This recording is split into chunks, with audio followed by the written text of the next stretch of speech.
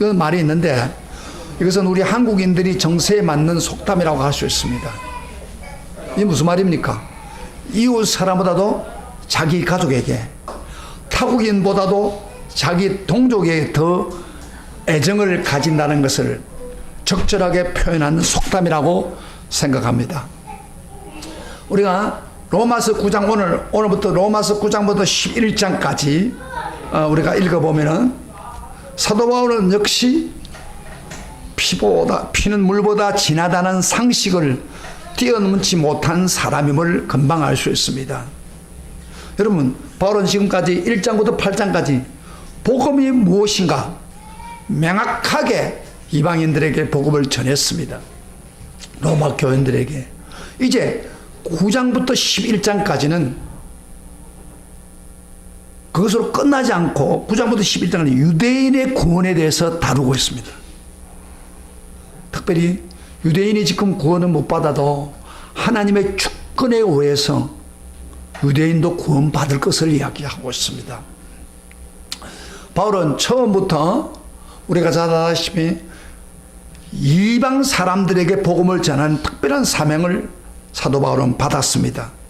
그래서 그런 이방인에게 복음을 전하기 위해서 아시아, 유럽, 심지어 또 로마까지 열심히 수고하면서 많은 사람을 구원했습니다. 그런데 바울에게 그 가슴 속에 떠나지 않은 사람들이 있습니다. 바로 그의 동족인 이스라엘 사람들입니다. 그 이스라엘 사람들은 여전히 교만하고 완악했습니다. 예수 그리스도를 심히 핍박하고 배척했던 사람들입니다. 바울이 열심히 복음을 전한 결과 많은 이방인들이 하나님께 돌아왔습니다. 하나님께 돌아온 사람의 수가 점점 늘어날수록 바울은 더욱더 자기 민족에 대한 안타까운 마음을 떨칠 수가 없었습니다. 그래서 그 불편한 심정을 1절에 말하고 있습니다. 자, 1절 봅시다. 1절 소리를 내서 같이 읽어봅시다. 시작. 내가 그리스도 안에서 참말을 하고 거짓말을 아니하노라. 나에게는 큰 근심이 있는 것과 마음에 그치지 않는 고통이 있는 것을 내 양심이 성령 안에서 나와 더불어 정언하노니. 그 바울의 가슴 속에 뭐가 있다고요? 큰 근심이 그치지 않고 또 고통이 그 속에 자리 잡고 있다고 했습니다. 여기에 근심과 고통은 어떻게 다르냐 따질 필요는 없습니다. 이 둘은 다 비슷한 이야기입니다. 다시 말하면 바울의 가슴 속에 웅얼이고 있는 고통이 얼마나 대단한 것을 강조하기 위해서 근심이나 고통이나 이중적인 표현을 쓴 것입니다. 그런 자기 동족이 끝까지 회개하지 않으니까 어떻게 할까 하는 걱정 때문에 그것이 근심이 되고, 그리고 근심이 쌓이다 보니까 나중에는 큰 고통이 되었던 것입니다. 그런데 바울은 여기서 이런 고통이 단순히 자기 동족 그 이스라엘 사람들이 예수 안 믿는 단순히 하나 이유 때문에 단순히 고통하는 건 아닙니다. 어쩌면은 바울은 일종의 울분을 사귀지 못하는 고통이라고 할 수 있습니다. 그의 마음에 일종의 원통함이 숨겨져 있는 고통입니다. 그것은 이스라엘 민족의 특권을 받았지만은 구원받지 못하는 이 안타까움, 그 원통함이 같이 섞여 있는 고통이라고 할 수 있습니다. 유대인들은 특권을 가지고 있었습니다. 구원을 받을 수 있는 특권을 가지고 있었습니다. 그들 특권이 무엇입니까? 4절부터 5절 한번 읽어보세요. 그들이 어떤 특권을 가지고 있는지 다 같이 읽어봅시다. 읽을 때 같이 읽으세요. 성경을 읽을 때 같이 읽으세요. 4절부터 5절까지 시작. 그들이 이스라엘 사람이라. 그들에게는 양자됨과 영광과 언약들과 율법을 세우신 것과 예배와 약속들이 있고 조상들도 그들의 것이요 육신으로 하면 그리스도가 그에게 나섰으니 그는 만물 위에 계셔서 세세의 찬양을 받으실 하나님의 신이라. 아멘. 어떤 사람은 성경을 보라고 하는데 성경은 전혀 안 보는 사람이 있습니다. 저 뒤에 있는 사람 마찬가지예요. 성경을 보라는데 성경을 안 보면 안 돼요. 성경을 안 보면은 제 설교 못 들어요. 상식적으로 듣지 말아요. 앞으로 성경을 읽자고 하는데 성경 안 읽는 사람은 내가 지적할 겁니다. 이렇게 세울 겁니다. 아세요? 성경 옆에서 가졌어요.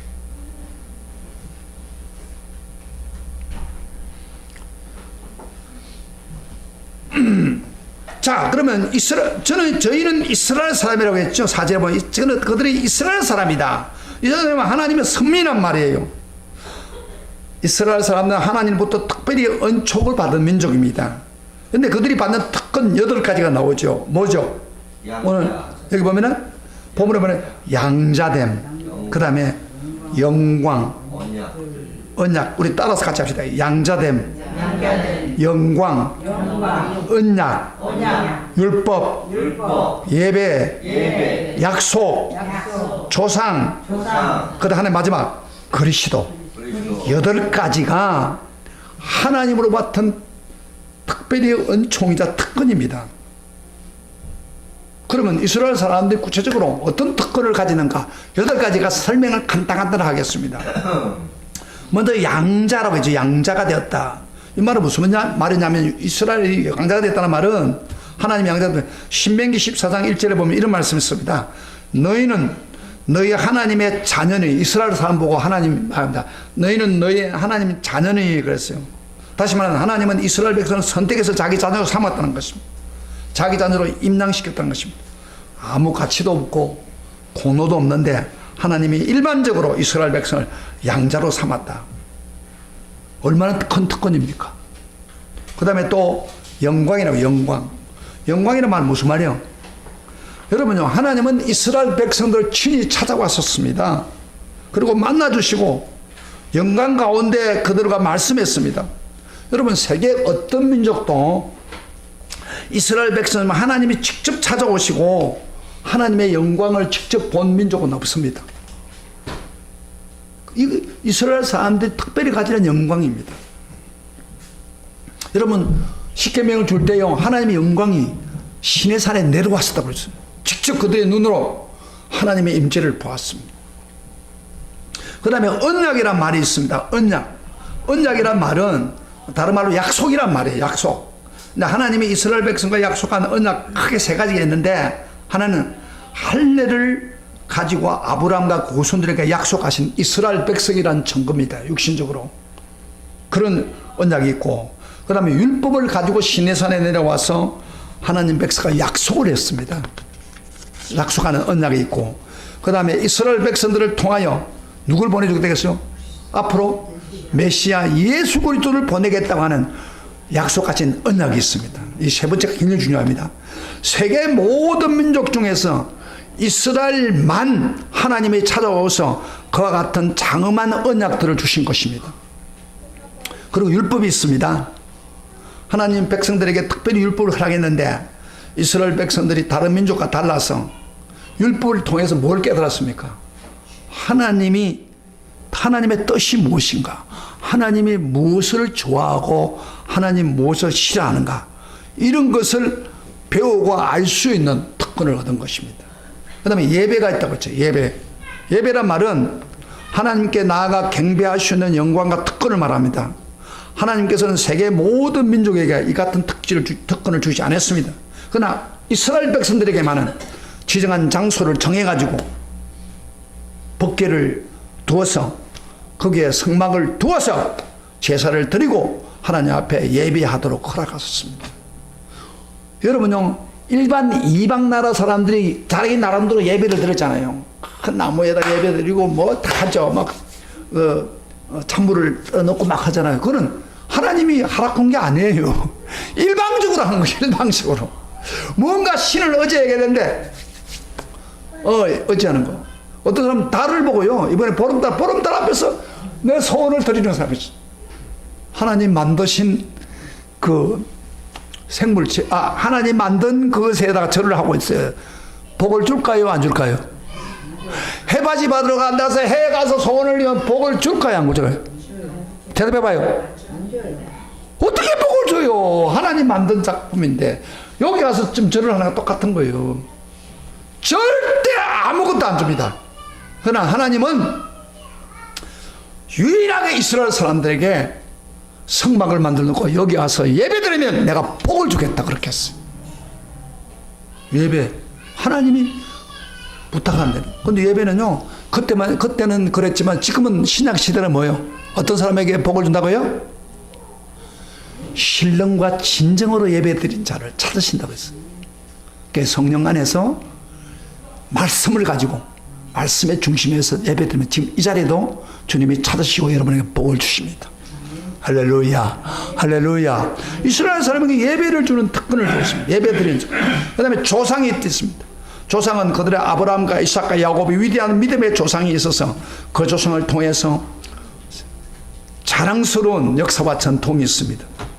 끝으로 가장 중요한 예수 그리스도입니다. 하나님께서 이스라엘 백성을 혈통을 통해서 인류의 구원자 예수 그리스도를 보내겠다 약속했는데 예수님이 어떤 민족의 혈통을 타고 이 세상에 왔습니까? 유대민족. 유일하게 유대민족으로 통해서 오신 분이 바로 예수 그리스도입니다. 이런 놀라운 특권입니다. 사실 구원 문제에 관해서는요 누구보다도 기득권을 가지고 있습니다. 이방 사람들이 다 구원받지 못하더라도 이스라엘 백성만은 구원받을 수 있는 기회와 특권을 그들은 가지고 있었습니다. 지금 바울이 그 이야기를 하고 있는 거예요. 그런데 구원에 관한 한 이스라엘 백성은 머리가 될지언정 꼬리가 될 자가 아닙니다. 그런데 실제로 이스라엘 백성들의 처지는 그렇지 못했다는 것입니다. 그들은 하나님 백성이라고 자랑하는 그들이 하나님 아들 십자가 하나님 아들 메시아를 십자가에 못 박아 청양하고 죽였습니다. 그뿐 아니라 그들은 복음을 거부했습니다. 교회를 핍박했습니다. 그리고 믿음으로만 구원받게 하는 하나님의 의를 부인하고 스스로 지혜로운 체하며 교만하다가 나중에는 가지에서 꺾인 나무처럼 되어버렸습니다. 그것이 유대인들입니다. 사실 구원을 하나님 주신 특권을 제일 먼저 받아야 누려야 될 자기 종족이 복음의 원수가 된 것을 생각할 때 바울은 가슴이 아파 견딜 수가 없었습니다. 자기 동족을 생각할 때마다 끓어오르는 울분과 원통함을 주체할 수가 없었습니다. 복음을 모르는 자기 동족들이 불쌍하게 보일수록 바울의 고통은 점점 더 커져갔습니다. 그게 얼마나 큰 고통을 당했는지 3절에 보면 이런 말을 씁니다. 3절 같이 읽어보세요. 3절. 3절 다 같이 읽으세요. 3절 읽으세요. 성경 좀 찾으세요. 3절 시작. 나의 행제 곧 골육의 친척을 위하여 내 자신이 저주를 받아 그리스도에게 끊어질 자도 원하는 바니라. 여기 보세요. 나의 행제 골육 친척교에서 내 자신이 저주를 받아가지고 그리스도에 끊어질지라도 원하는 바라는 무슨 말이에요? 그들이 구원받기를 원한다 그 이야기예요. 그런데 이 말씀은 굉장히 무서운 말입니다. 내가 그리스도에게 저주를 받아 버림을 받는 일이 있더라도 자기 동족을 구원할 수 있다면 그 대가를 치르겠다는 이야기입니다. 여기에 자기 동족을 사랑하는 바울의 마음을 발견할 수 있죠. 자기 동족 사랑의 극치를 말하고 있습니다. 여러분, 저주를 받는다고 하는 말은 우리가 일반적으로 말하는 것과 좀 달라요. 이 저주를 받는다는 말은 헬라 말로 아나테마라고 하는데 이 말은 굉장히 무서운 말이에요. 여러분, 구약에 보면은 저주가 어디서 나오느냐면요, 여호수아가 여리고성 첫 성을 점령할 때 하나님이 특별 명령이 떨어졌어요. 그 명령이 뭐냐면은 여리고성에 있는 살아있는 생명이든지 사람이든지 동물이든지 그러면 물건 심지어 하나까지도 다 저주를 받았으니 남기지 말고 완전히 불태워 없애버리라. 이게 하나님이 여리고성에 있는 것을 저주한 겁니다. 근데 이 저주한 것을 아간이 자기 입마에 포켓 집어가지고 그가 저주받은 거예요. 이 저주라는 말이 그때서 나와요. 그걸 불태워 없애라는 거예요. 저주라는 것은 다시 말하면 무슨 말이냐? 완전히 멸하라, 없애라 그 말이에요. 근데 바울이 지금 뭘 이야기하는 거예요? 자신이 하나님 앞에 저주를 받아 전멸을 당한 일이 있어도 자기 동족만을 구원할 수 있다면 여한이 없겠다. 그 이야기하고 있는 거예요. 자기 모든 것을 내던지는 뜨거운 열정이 없다면 이런 말을 할 수 있겠습니까? 그만큼 바울은 자기 동족의 구원을 위해서 끊임없이 고통하는 사람입니다. 이거 오늘 본문에 이야기하는 이야기. 여러분, 사실 바울이 이런 심정을 가졌다는 것은 정말 이해가 안 되고 놀라운 일이죠. 우리가 잘 아는 것 같이 바울은 일생 동안 그가 예수를 믿고 나부터 복음을 전하는부터 자기 동족부터 쉬지 않고 박해를 당했습니다. 바울은 평생 동안 해를 끼친 사람은 이방 사람이 아니고 사실 자기 동족들입니다. 돌로 친 사람도 자기 동족이요, 태창을 때린 사람도 자기 동족이요, 쇠판에 붙인 사람도 자기 동족이고, 감옥에 가둬놓은 자도 자기 동족이고, 그야말로 사지를 찢어 죽이겠다고 소동을 벌인 자도 자기 동족이었습니다. 사사건건 미움과 박해를 가진 사람이 자기 동족이었습니다. 이제 인간적으로 볼 때는요, 인간적인 측면을 볼 때 자기를 죽이려고 째어 죽이려고 하는 사람 보고 여러분 할렐루야 사랑합니다 그래도 됩니까? 여러분 보고 말이야 이상한 눈으로 쳐다보고 있고 여러분을 보면서 비웃고 있는 사람 보고 사랑합니다 그렇게 말하셨어요? 나도 못해요. 나도 못해요. 나도 우리 동네 옆에 있는 사람 뭐 그건 다 이야기할 수가 시간이 없으니까 그 사람은 나만 쳐다보면 나도 그 사람 쳐다보면 그러니까요. 자기도 그렇게 그 이유가 있어요. 그걸 설명시 할 수 있는 시간이 없으니까. 어쨌든 그렇게 하지 말아야 될 일을 나한테 했을 때 그 용납이 잘 안 되는 거예요. 그게. 예? 근데 바울은 평생 그를 죽이려 찢어 죽이려고 바울이 복음을 전해 쫓아다니는 사람이 바로 누구냐? 그 사람들이에요.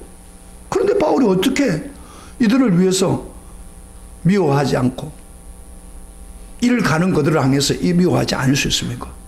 바울은요, 죄는 미워했지만은 그들의 영혼은 미워하지 않았습니다.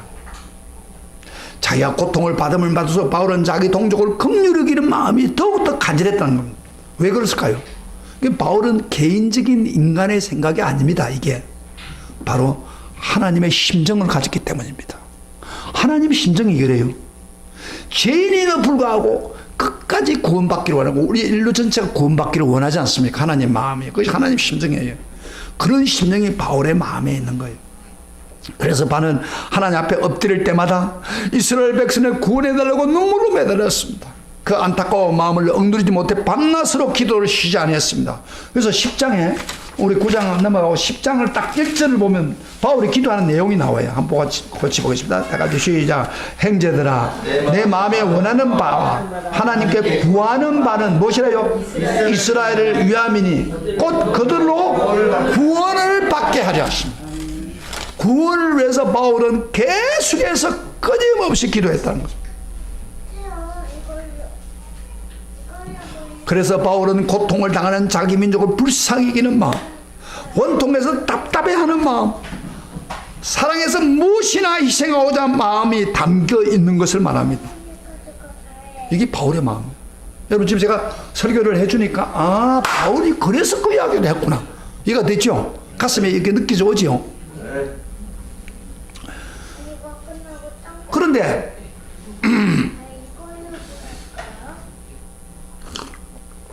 바울처럼 우리는 유대인은 아닙니다. 그러나 본문에서 나타나는 바울의 심정을 통해서 이걸 왜 기록했을까요? 우리가 깨달아야 할 것이 있기 때문입니다. 그래서 바울을 통해 주시는 하나님의 두 가지 교훈을 우리가 생각을 해봐야겠습니다. 첫째 교훈은 구원의 확신과 기쁨에는 반드시 고통이 수반한다는 겁니다. 한번 따라합시다. 구원의 확신과 기쁨에는 반드시 고통이 수반되어야 한다. 고통이란 말을 하니까 뭐 소리가 작아져 버려요. 구원의 기쁨과 감격이 있으면 반드시 고통이 수반되어야 된다 이 말이에요. 여러분 8장에서 바울이 구원에 대해서 확신해서 큰 소리를 쳤죠. 누가 우리를 대적하겠는가? 누가 우리를 그리스도의 사랑에 꺾겠느냐? 아무도 하나님 손에 끊을 자가 없다고 자신 있게 구원이 흔들리지 않는 요지부동이라는 것을 선언했습니다. 그리고 이 큰 구원을 주는 하나님의 사랑, 큰 구원을 보장하신 능력의 하나님을 자랑하며 감격했습니다. 그런데요, 8장 마지막까지 그렇게 하시던 그가 9장을 딱 넘어오는 순간에 전혀 다른 바울을 발견할 수 있습니다. 그 구원의 한해에 젖어서 기뻐하던 사람이 갑자기 신음하며 고통하는 모습으로 바뀝니다. 우리는 당혹감을 느낄 수밖에 없습니다. 어떻게 이처럼 사람이 돌변할 수 있을까? 한 사람 안에 모순되는 두 가지 감정이 공존하고 있는 겁니다. 마치 거짓말하는 것 같아요. 여러분, 사기꾼들은 어떻게 이야기하는 줄 알아요? 마음속에 진실을 이야기 안 하고 거짓말을 진짜처럼 이야기해요. 이번에 어금니 테레비 나오죠. 어금니 어금니 아픈 그 사람이 그 딸 친구를 겁탈하려고 하다가 죽였잖아요. 그래도 완전히 그 사람이 막 자기 나름대로 막 하는데 이 거짓말 진짜처럼 거짓말하다가 들통난 거예요. 근데 바울도 거짓말처럼 들리는 거예요. 지금까지 그 구원에 감격했던 거가 갑자스레 고통과 근심으로 간사한다. 이게 가능할 수 있어요.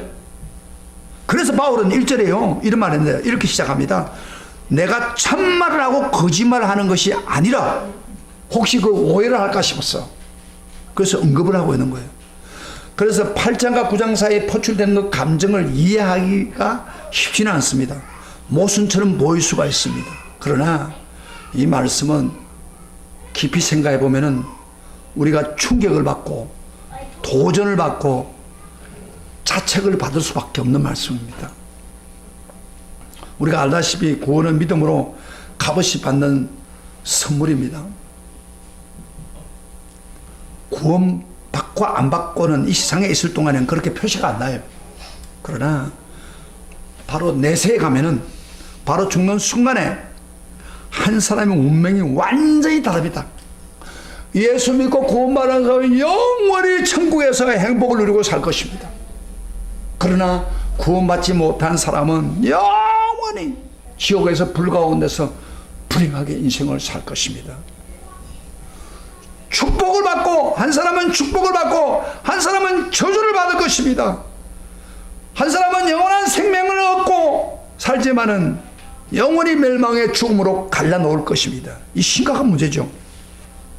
그렇지만 우리가 감사하게도 저와 여러분들은 은혜로 값없이 구원받았습니까? 이제는 정죄할 자가 아무도 없습니다. 하나님 손에서 끊어놓을 자가 없고 하나님 사랑을 빼앗을 자 한 사람 없습니다. 얼마나 감격스럽습니까? 저도 바울처럼 좋아할 수 있습니다. 기뻐합니다. 여러분, 바울처럼 구원받았습니까? 구원 확실히 받았습니까? 바울처럼 기뻐하고 감격합니까? 아멘. 이거 정상이에요. 그러나 잘세요. 그러나 이것만으로 만족할 수 있습니까? 하나님께서 우리에게 물으십니다. 너 혼자 구원받았다고 감격하고 기뻐하다니 너 정말 행복하고 만족하니? 저는 하나님 만약에 저에게 이런 질문하면 너 정말 행복하고 만족하니? 이분은 예 하려고 하다가 대답을 못합니다. 왜? 바울을 보니까 그렇게 할 수 없는 거예요. 바울을 통해서 우리가 배워야 됩니다. 바울만큼 구원의 확신이 강하고 구원을 받았다는 사실 때문에 감격하는 사람이 없습니다. 또 바울만큼 구원받지 못한 영혼에 고통하는 사람이 또 없습니다. 이것이 우리에게 무엇을 교훈합니까? 나 혼자 구원받아가지고 절대 행복하고 만족할 수 없다는 것입니다. 우리 성도들은요, 내가 구원받는 건 좋은 일이에요. 그러나 구원받고 만족한 그 주변에 믿지 않은 사람이 있는데 혼자서 구원받았고 행복하고 만족할 수 없다는 것입니다. 그러므로 구원의 기쁨은 반드시 고통을 수반하는 것입니다. 나 혼자 구원받아 행복하고 만족할 수 없다는 것입니다. 구원받아서 기뻐하는 사람들이 다른 형제의 구원에 대해서 무관심한다면 그것은 정상이 아닙니다. 그의 그런 심령은 하나님 절대 기뻐하지 않습니다. 구원받는 만큼 구원받지 못한 내 주변에 있는 사람들에게 근심과 고통을 해야 정상이라는 거예요. 오늘 교인들이 이거 안 합니다. 한쪽만 쳐다보고 있는 거예요. 내가 구원받은 것에 감히 가고 할렐루야. 근데 주변에 안 믿는 사람들 뭐 쳐다보고 그 사람들은 그러고 나온다. 바울은 그렇지 않았다는 거예요.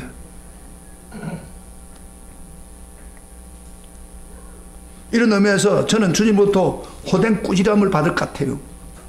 저에게 만약에 주님이 찾아와서 박 목사 너 구원 확신 있는가? 예, 주님 있습니다. 너 부흥 가는 것이 굉장히 기쁘냐? 예, 감사하고 기쁩니다. 그렇다면 아직 구원받지 못한 내 친족, 내 이웃, 내 동족 생각하는 고통이 내 마음에 있는가? 그것도 계속해서 사도 바울처럼 고통을 짊어지고 있는가? 저는 대답을 잘 못할 것 같아요. 고통은 좀 있긴 해요. 그러나 쉬지 않고 고통할 정도로 조통 못한다는 건 솔직한 마음입니다. 저는 장인이나 장모님이 예수를 안 믿기 때문에 나름대로 복음을 전하려고 여러 가지 방법을 노력했습니다. 근데 믿을 것 같으면서도 뭐 영접 기도까지 했어요. 근데 믿을 것 같으면서 얼마 지나고 나면 믿지 않아요. 몇 분 하다가 안 되겠다 포기하다시피 하고 있습니다. 여러분, 저에게 질문 던진 주님께서 여러분에게 똑같은 질문을 던질 것입니다. 자, 여러분에게 지금 질문한다고 합시다. 하나님이, 예수님이 너 가슴에 고통 있느냐? 반응해 보세요. 내 가족과 이웃과 동족을 생각하는 끊임없는 고통이 있는가? 내 자신을 저주받는 자리에 내놓는다 할지라도 내 가족과 이웃과 동족을 구원하고 싶다는 그 높은 경지까지 고통이 승화되었는가? 이렇게 물은다면 우리 내면을 한번 보셔요. 그래서 구원받고 축복받고 잘 살고 아무 일 없이 살고 천국 가는 거 할렐루야. 그런데 내 주변에 있는 사람은 지옥 갑니다. 매장 많은데 조금도 관심이 없어. 고통이 없어. 잘못된 거예요. 여러분요, 이 구원과 확신과 기쁨을 주는, 구원의 확신과 기쁨을 주는 것은 누가 주는 거예요? 예? 성령 하나님 주신 은혜입니다. 성령이 그렇게 주기 때문에 되는 거예요. 그렇다면 구원받기를 거부하는 형제들 때문에 가슴 아파하는 고통은 누가 준 겁니까? 본능적으로 준 겁니까? 그거 아닙니다. 그것도요, 바로 역시 성령께서 주신 것입니다. 그래서 바울은 1절에 이렇게 말해요. 다시 성령 안에 정하도록 나에게 큰 근심이 있는 것과 마음에 거치지 않는 고통이 있는 것을 내 양심이 누가 안에서? 성령 안에서 나와 더불어 정언한다. 성령이 정언한다. 이 말, 고통을, 근심을. 그래서 여러분, 성령 주시는 기쁨이 있습니까? 당연히 그렇다면 고통이 함께해야 됩니다. 이웃을 향한 고통. 근데 여러분, 구원의 확신이 있는데 잘 보세요. 고통이 없습니까? 무언가 잘못된 거예요. 그 확신은 성령으로 온 것이 아닌지도 모릅니다. 기쁨이 있는데 예수 믿는 자들에게 대한 고통이 없습니까? 그 기쁨은 성령과 관계없는지도 모릅니다. 구원의 확신과 기쁨이 많을수록 바울처럼 고통이, 큰 고통이 수반해야 되는 겁니다. 이것이 바로 성도의 마음 자세입니다. 정확한 성도의 삶입니다. 저 옛날에, 지금도 기억나요. 우리 교회 권사님, 이건사라고 하는 권사예요. 굉장히 성령 충만하면 열심히 성령 충만 받고 남을 위해서 기도도 해주고 그런 사람이에요. 성령 은사도 많이 받았어요. 근데 이분에게는 약점이 뭐냐면은 전도하면 싫어하는 거예요. 전도하다 상처를 입었는지 모르지만 전도하면 싫어하는 거예요. 그래서 우리가 저 서해안에 가서 집회하면서 막 성령 충만하고 기도했어요. 이제 마지막 날 제가 그랬어요. 교인들 보고 우리가 성령 충만 받고 끝나는 게 아니라 이 주변에 전도하러 갑시다. 그래서는 영혼들을 구원해 달라고 우리 실질적으로 전도하면서 해야겠다. 그런 마음을 달라고 막 기도하는데요. 다른 사람들은 막 그것에 대해서 관심이 있는 사람들은 막 성령이 충만하고 그랬어요. 그런데 그 사람은, 그 권사는 그만 기도가 탁 막혀버린 거예요. 그래서 제가 마지막 기도를 해주는데 딱 기도를 하면서 지적을 딱 하는데 성령께서 감동을 해요. 너는 왜 전도하는데 마음을 닫아놓나? 똑같은 성령이 우리의 기쁨을 주고 감격을 주는 그분이 전도하기를 원하는데 너는 왜 마음을 닫아놓나? 그렇게 금방 너네가 막 싹 떠나가버린 거예요. 그래서 회개하라고 제가요. 여러분, 구원을 주신 그 성령님은, 기쁨을 주신 그분은 동시에 똑같이 뭐요? 믿지 않은 영혼에 불타는 심정이 있는 겁니다. 고통을 우리에게 주기를 원합니다. 그래서 전도하게 만드는 거예요. 거기 초대교회 성도들입니다. 초대교회 성도는 성령 받고 당장에 바로 가서 복음을 전했습니다. 스데반은 돌에 맞아 죽으면서도 그런 복음을 전했습니다.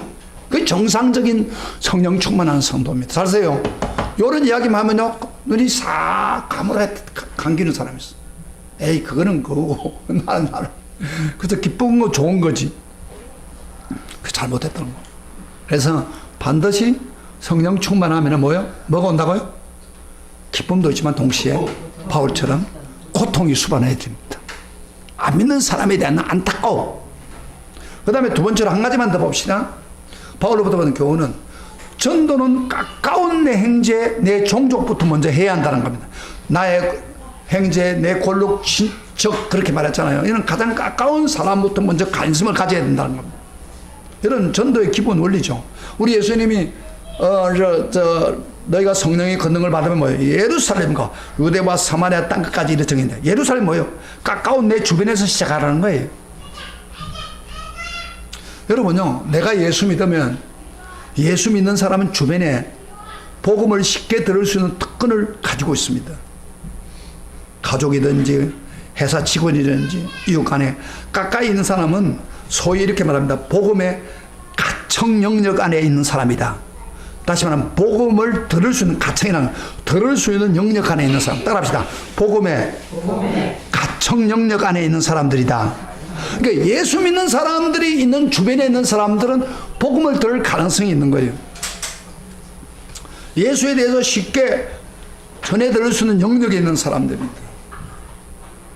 예를 들어 어떤 아내가, 여자분이 한 분이 예수를 믿었습니다.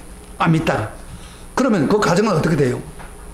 부인이 예수 믿기 때문에 남편도 앞으로 예수 믿고 거룩해질 가능성이 있는 거예요. 그리고 자녀들에게도 마찬가지고. 남편은 이미 복음의 가청 영역에 들어왔습니다. 가족들도 마찬가지입니다. 예수 이름을 듣고 부인이 기도하는 모습을 보면 가족들이 무언중에 하나님의 임재와 영광을 느낍니다. 그래서 예수 믿기가 훨씬 쉬운 자리에 들어온 사람입니다. 제가 전도를 하다 보면 이렇게 해요.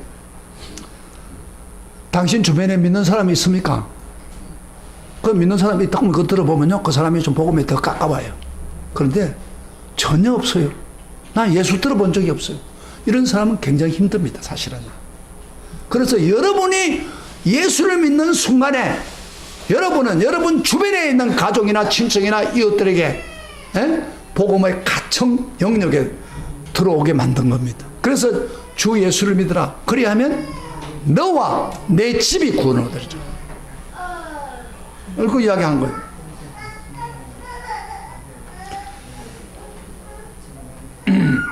그래서 우리는 전도는 가까운 곳에 우리 성도들은 모두가 바울처럼 가슴 아파하면서 기도하고 전도할 수 있다면 우리 한국 교회가 완전히 달라질 것입니다.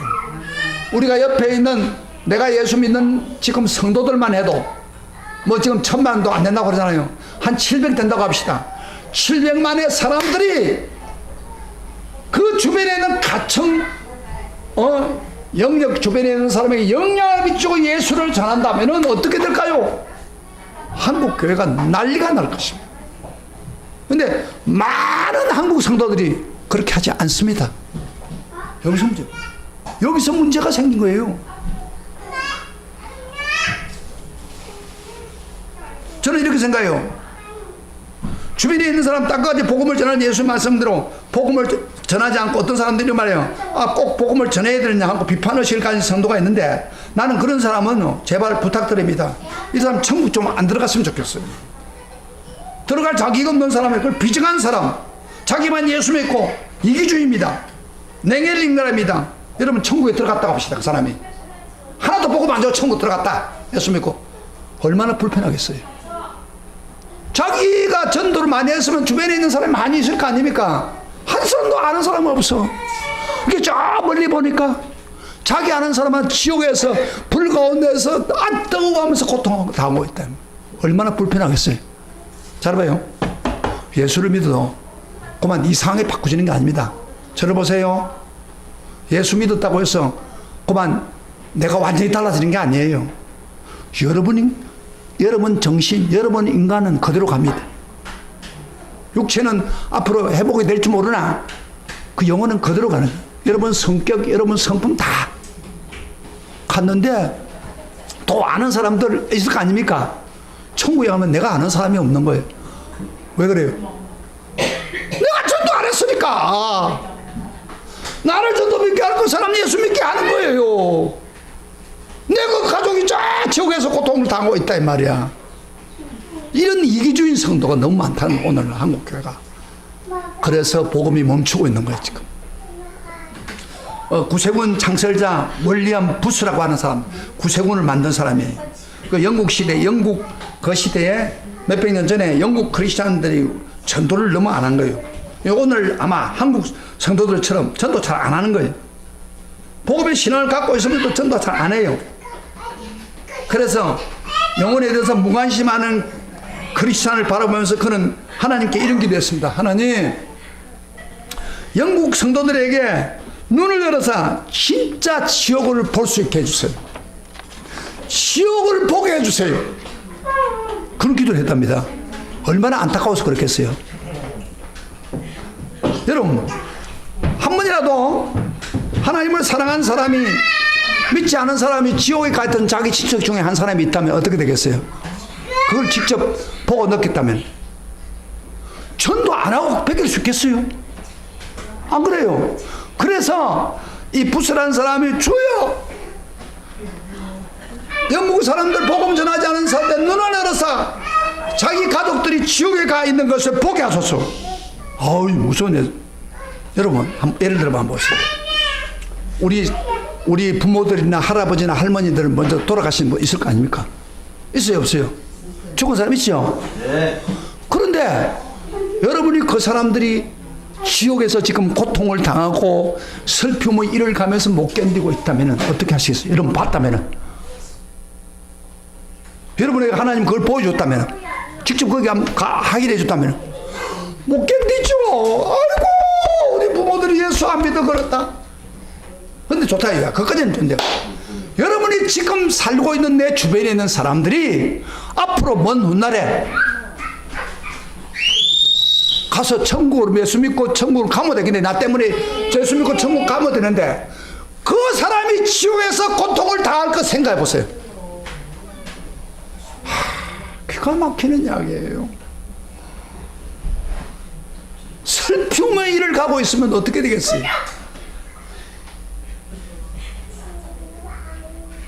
바울은 그걸 보고 있는 거예요. 바울은 지금 그래서 가슴에 너무 고통스러워도 견딜 수가 없는 거예요. 지금 내가 저주를 받을지라도 너희들이 구원받기를 원한다.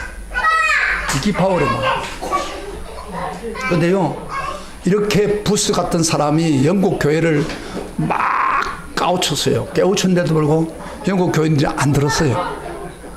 그런 바른 이야기를 듣지를 않았어요. 그래서 영국 교회는 지금 어떻게 된 줄 알아요? 영국 교회는 옛날에는요, 지금부터 50년 전에 이야기 들어보니까 50년 전에는요, 영국 교회가 꽉꽉 찼습니다. 80~90%가 예수 믿대요. 우리 한국보다 더 많이. 그런데 지금은 영국 교회 가면요, 어르신들, 나이 많은 사람 몇 사람 앉아 있는 거예요. 우리 교회도 어르신들이 앉았지만 어르신들은 앉아 있는 거예요. 예수 믿었으니까 안 떠나고 믿는 거예요. 근데 청년들은 전혀 없습니다. 교회가 운영이 안 되니까 큰 교회 건물을 지었다가 다 누구한테 파나? 이슬람 교회에 팔아버립니다. 영국 교회 그렇게 있어 지금요. 큰 교회가 없어요 거의. 우리 한국 교회도 20년 30년 정도로 지나면은 현재 이렇게 복음 전하고 내만 예수 믿고 구원받고 전화하는 사람으로 가득 차 있다면은 한국 교회 미래도 뻔한 것입니다. 내가 그때는 아마 90세 100세 됐긴데 그때 가서 아이고 교회가 텅텅 빈다고 한번 상상을 해보세요. 그래서 우리는 잘 드세요. 바울처럼 구원의 감격이 있는 만큼 뭘 고통을 가슴에 안고 있습니다. 영혼을 위한 내 주변에 있는 사람은 내가 책임지고 믿게 해야 된다. 하나님께서 오직에서 이렇게 했습니까? 에스겔 보고 내 구원을 전하려지 않음으로 해서 내 손에 피를 내가 찾겠다 그랬어요. 내 손에 내가 피를 찾겠다. 책임을 우리에게 준 거예요. 여러분이 예수 믿는 그 순간부터 내 주변에 아는 사람들을 복음을 전할 책임과 의무가 있습니다. 근데 사람이 구원받는 건요, 식구가 믿는 게 자동으로 믿어지는 게 아닙니다. 복음을 전해야 됩니다. 예수가 전달돼야 돼요. 그래야 믿게 됩니다. 자, 여러분 어떻게 하시겠습니까? 사랑하는 성도 여러분, 우리 주님이 오늘 차까지 와서 두 가지 질문을 여러분에게 합니다. 여러분 주변에 있는 영혼에 대해서 끝이지 않은 고통이 있습니까? 대답해 보세요. 여러분 형제, 가족, 동족을 위한 눈물이 있습니까? 이 질문에 당신은 뭐라고 대답하시겠습니까? 아직도 남편이 믿지 않습니까? 아직도 부모가 예수를 모릅니까? 아직도 자식이 교회 안 나옵니까? 아직도 이웃이 예수 믿지 않습니까? 아직도 직장 동료가 예수 믿지 않습니까? 그런데도 당신은 혼자서만 구원받았다고 기뻐하고 행복하고 있습니까?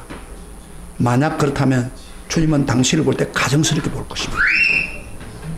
나 혼자 구원받아서 이 땅에서 행복하고 만족할 수 없습니다. 우리는 다 같이 구원받아야 천국의 기쁨을 누릴 수가 있습니다. 아직도 안 믿는 사람을 보아도 가슴에 절어오지 않는다면 오늘 우리 기도해야 됩니다. 북극의 빙산처럼 얼어붙은 그 마음을 녹여달라고 하나님 앞에 간절히 기도해야 됩니다. 우리는 나 혼자 구원받아서 행복할 수 없습니다. 만족할 수 없습니다. 우리 모두가 다 구원받아야 행복하십니다. 여러분, 우리나라가요, 지금 GNP가 올라가지만은 잘 사는 사람 5% 정도가 자기 멋대로 살고 가난한 사람 다 굶어 죽는다고 하면은 이 나라 행복할 수 있어요? GNP 높으면 무슨 소용이 있겠습니까? 다 잘 살아야죠. 다 예수 믿어야죠. 할렐루야. 이것이 오늘 바울이 우리에게 주는 메시지입니다. 오늘 여러분 마음속에 큰 고통 여러분 가지고 가시길 바랍니다. 그래서 여러분 이 세상을 믿음으로 극복하는, 그리고 믿지 않은 사람들을 전도하는 계기가 되기를 주의 이름으로 축복합니다. 축복합니다. 우리 다 같이 일어나시기를 바랍니다.